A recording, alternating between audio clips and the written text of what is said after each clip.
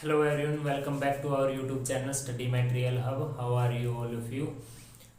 In previous class we have discussed the structure of plasma membrane. Today we will discuss the function of plasma membrane. Let us start our class. Function of plasma membrane. Plasma membrane. Function क्या है, हम बार बार discuss करते आ रहे हैं कि हर एक component होता है उसका अपना एक खुद का फंक्शन होता है। फर्स्ट फंक्शन क्या होता है, साइटोप्लाज्म और एक्स्ट्रा सेलुलर फ्लूइड, जो सेल से बाहर का जो फ्लूइड और सेल के अंदर जो साइटोप्लाज्म है उसके उनके बीच में क्या है, एक दीवार का काम करती है और वो क्या करती है, एक्सचेंज ऑफ मटेरियल में हेल्प करती है, यानी कि एक्सचेंज ऑफ मटेरियल। और ये एक्सचेंज ऑफ मटेरियल दो मैकेनिज्म्स के थ्रू होती है। एक तो फिजिकल प्रोसेस और एक होती है एक्टिव प्रोसेस। और ये दोनों प्रोसेस ही क्या करती है, explain semi permeability of, means depend करती है, इन दोनों पे ही डिपेंड करती है, सेमी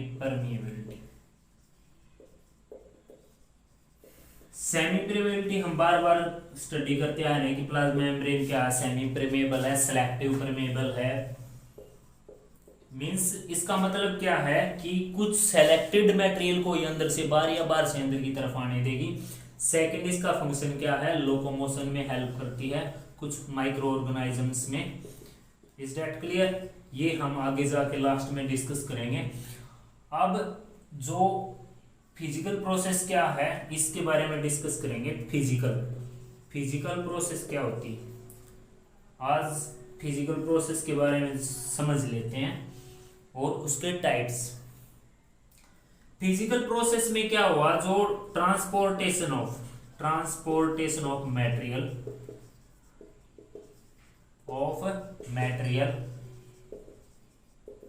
along concentration gradient। अब कहोगे कंसंट्रेशन ग्रेडियंट क्या हो गया, along concentration gradient देखो, कंसंट्रेशन ये है, मान के चलो एक सब्सटेंस है और उसको अलग एक मेम्ब्रेन के द्वारा किया हुआ है, यहाँ इस तरफ ज्यादा है इस तरफ कम है, तो क्या होगा, ये जब ये मटेरियल इस तरफ जाए तो ये अलोंग द कंसंट्रेशन ग्रेडियंट होगा। कंसंट्रेशन यानी ये कंसंट्रेशन को इक्वल करना। Is that clear? Along the concentration gradient means concentration gradient decide the direction of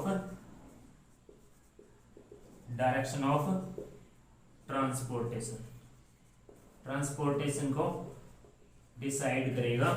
second feature क्या है पैसिव प्रोसेस का है, ये क्या है, नो नीड ऑफ एनर्जी, इस एनर्जी की जरूरत नहीं होती। थर्ड क्या है, सेमी परमेबल मेम्ब्रेन हो भी सकती है, permeable membrane may or may not be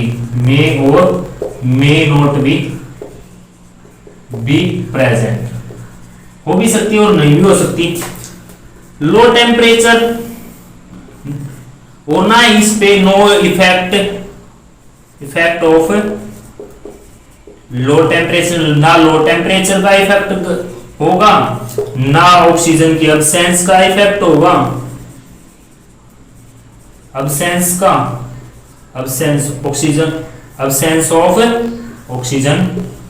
oxygen की एब्सेंस का भी नहीं होगा। साइनाइड्स हो चाहे ना हो, प्रेजेंस ऑफ साइनाइड्स इनका कोई इफेक्ट नहीं होगा। Is that clear? ये इसके कुछ फीचर्स हैं। अब फीचर्स मींस कैरेक्टरिस्टिक्स। अब ये फिजिकल प्रोसेस में क्या क्या इन्वॉल्व होता है, मींस कौन सी प्रोसेस इन्वॉल्व होती हैं, एक बार उनको और इनकी भी यूं ब्रांच है फिजिकल प्रोसेस की भी, फिजिकल प्रोसेस की ब्रांच देख लेते हैं। फिजिकल प्रोसेस की 3 ब्रांच हैं, डिफ्यूजन, फिल्ट्रेशन जो हम कॉमनली डिस्कस करते हैं, ये 3 ही है, और ऑस्मोसिस, ये 3 है। अब इन तीनों को हम एक एक करके डिस्कस करेंगे।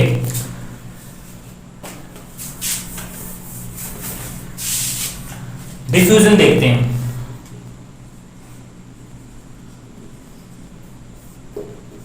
डिफ्यूजन का अगर मैं एक एग्जांपल दूं, अगर हम घर में पूजा पाठ करते हैं तो क्या होता है कि हम एक कॉर्नर में अगरबत्ती लगा देते हैं, जब उस अगरबत्ती की महक पूरे रूम में फैल जाती है। दूसरी चीज, किचन में खाना बन रहा है और महक, उसकी जो खुशबू हो वो आप तक आ रही है, वो किसके जरिए, डिफ्यूजन के जरिए। It is the process of transportation of material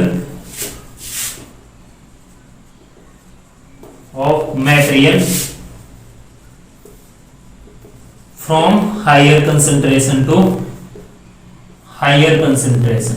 जब हमने अगरबत्ती जो भी लगाई है या किचन में खाना बन रहा है, किचन में क्या हुआ कि खुशबू ज्यादा होगी और जहां आप बैठे हो वहां पर कम होगी, तो वहां पर कंसंट्रेशन ज्यादा और आपके पास कम है, तो हाई कंसंट्रेशन से low concentration, from higher concentration to low concentration, low concentration. किन किन का होगा, small molecule and non polar, याद रखना। एग्जांपल देखते हैं इसका एक, आपने कॉपर सल्फेट का नाम सुना होगा। कॉपर सल्फेट ब्लू कलर का होता है, इसका कलर ब्लू होगा। अगर जब हम इसको वाटर में डालेंगे, मान के चलो ये क्रिस्टलाइन फॉर्म है, यानी ये दानेदार होता है। अगर हमने बीकर ले लिया और इस बीकर में एक क्रिस्टल डाल दिया कॉपर सल्फेट का, तो ये अपने आसपास के वाटर को क्या कर लेगा, ब्लू कर लेगा। ये क्यों हुआ, क्योंकि ये डिफ्यूजन के जरिए।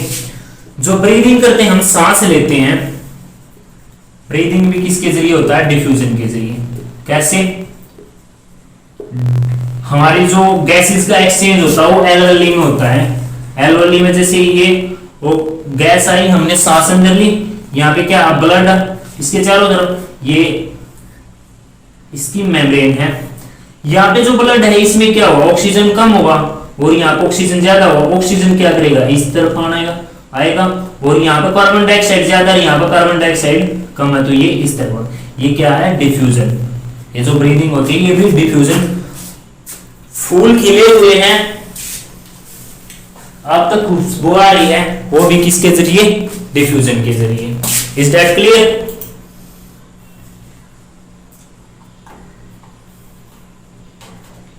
अब हम फैसिलिटेटेड डिफ्यूजन की बात करते हैं। फैसिलिटेटेड डिफ्यूजन क्या होता है?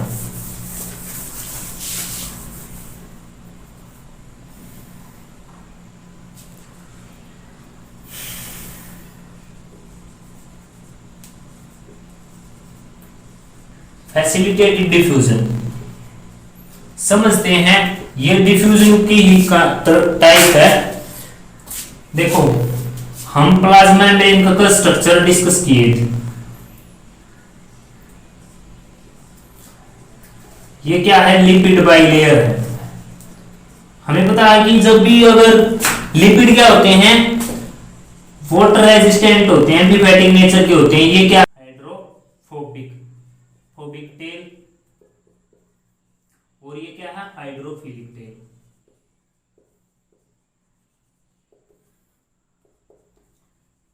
और ये पूरी अरेंजमेंट क्या है, वाटर रेजिस्टेंट।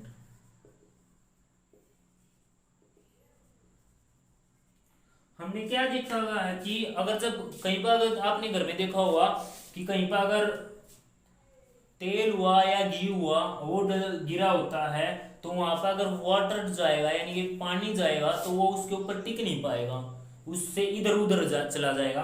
तो क्या वो ये जो लिपिड मॉलिक्यूल्स है ये वाटर को अंदर जाने देंगे या पोलर को जाने देंगे? पोलर मींस जिस पे आपको पता होगा पोलर नॉन पोलर, क्या ये पोलर को अंदर जाने देंगे? नहीं। सेकंड चीज क्या है, ये क्या है, सेमी परमेबल है और इनका पोर्स है, इनके ये इन दोनों के बीच का स्पेस बहुत कम है। क्या ये बड़े लार्ज मॉलिक्यूल्स को जाने देंगे? नहीं जाने देंगे, नहीं जाने देंगे ना। तो इस समस्या के समाधान के लिए कल मैंने आपको एक प्रोटीन बताया था, कैरियर प्रोटीन।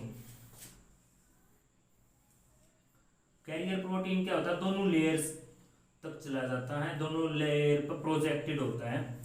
ये अपना एक चैनल बनाएगा, यानी कि एक चैनल बनाएगा, इसे बोलेंगे टनल, टनल या चैनल। ये कहेगा लार्ज मॉलिक्यूल्स को, लार्ज मॉलिक्यूल हुआ या पोलर, भाई साहब आपको ये तो नहीं जाने देंगे, आप यहां से चले जाओ। यानी कि क्या है, ये जो फैसिलिटेटेड किया गया किसके द्वारा, कैरियर प्रोटीन्स के द्वारा facilitated, facilitated diffusion. Is that clear? तो अब इसकी डेफिनेशन देते हैं, इसीलिए इसका नाम क्या रखा गया, facilitated diffusion.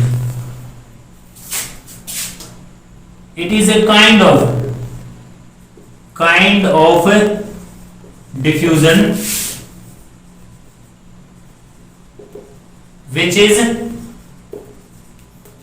facilitated by carrier protein।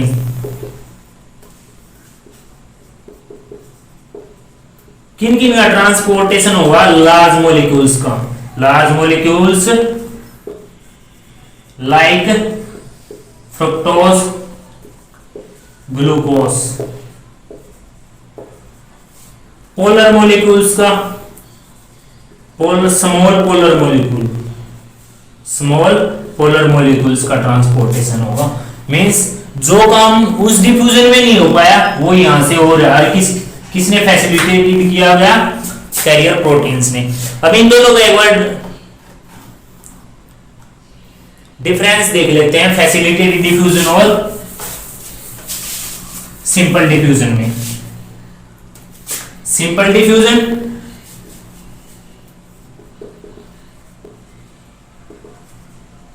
और फैसिलिटेटेड डिफ्यूजन।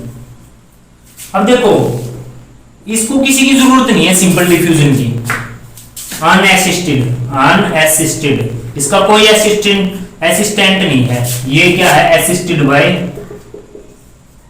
Carrier proteins. इसको तो असिस्ट किया गया है, किसके द्वारा हुआ ये, ओकर थ्रू लिपिड बाइलेयर के द्वारा हो सकता है, हो जाएगा ये किसके द्वारा, थ्रू कैरियर प्रोटीन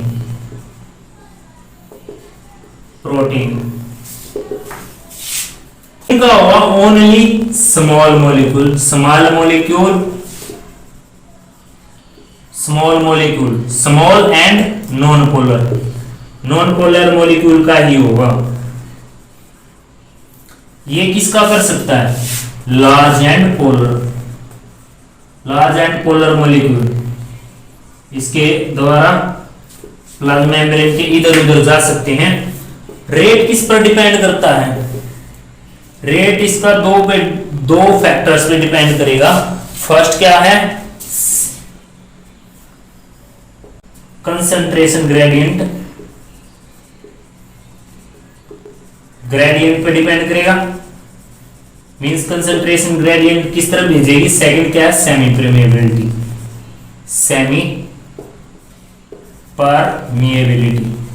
परमिएबिलिटी का यहाँ पर क्या रोल है। मान के चलो अब आपने देखा होगा आप कहीं पर जाते हो तो वहां पर क्या होता है, बड़े सपोज करो आपको प्रिंसिपल ऑफिस में जाना तो आपको परमिशन लेनी पड़ेगी, या फिर आपको डायरेक्टर से मिलना तो आपको डायरेक्टर से डायरेक्ट नहीं मिलने दिया जाएगा, उसके लिए आपको परमिशन लेनी पड़ेगी। तो यहाँ पे क्या है, ये इसका रेट किस पे डिपेंड करता है, rate is directly proportional to rate at which carrier protein transport the molecule. Carrier protein पे डिपेंड करता है कि वो किस स्पीड के तुम इसको ट्रांसपोर्ट करेगा। Is that clear? तो ये था आपका simple diffusion and facilitated diffusion. कल हम स्टडी करेंगे फिल्ट्रेशन एंड ओस्मोसिस। आज के लिए इतना ही। Have a nice day students, आपसे जल्द ही मिलते हैं।